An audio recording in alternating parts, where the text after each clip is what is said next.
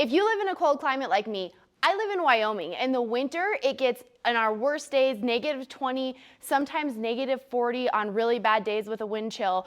You know that you cannot put plumbing in exterior walls or in attics. I know in warmer climates, I've heard of people that live in different areas and they talk about having plumbing pipes going through their attics, through exterior walls. I see these projects at people in Florida and warm climates, and it's completely different. But in Wyoming and cold climates, you are gonna have code that doesn't allow you to do that, and it's not a good practice. But what do you do when you wanna add a rain shower head in your attic and you specifically don't want a weird bump out, you don't want it to look strange? Well, that's what we're gonna do here today.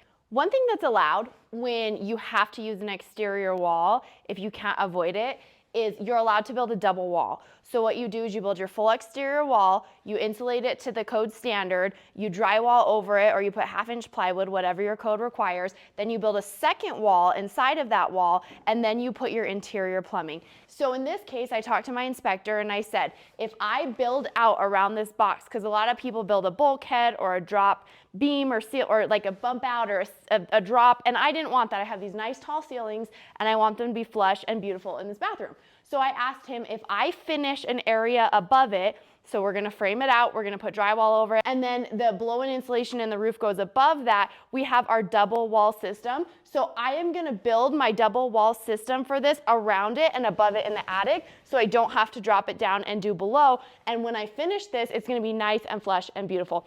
Here's just a preliminary look from the top. So what I should have done is done one piece of drywall. I don't know why I didn't. That was just stupid. But once I realized, I'll just seal this up. So I'll either tape it and mud it, or I'll just put some caulk and some spray foam there and around all the edges before I put the insulation in here and then the top piece on here. So basically this is, you can't see, but down the middle we have our pipe, and then we have our extra framing on the sides that is going to have insulation down here on the underside in it, and then we're going to put insulation on here. We're going to seal around all the edges, and then we're going to put a backer on this piece. And then after that, spray insulation will go over everything. So we have the framing we created as that last top layer of insulation, and then I'm going to put a piece of either board or drywall across this.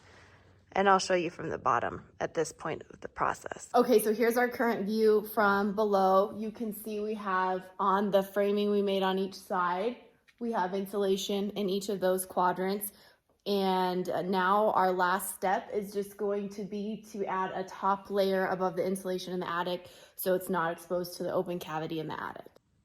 So our final step now was just attaching a piece of board over the top of our framing and over our insulation.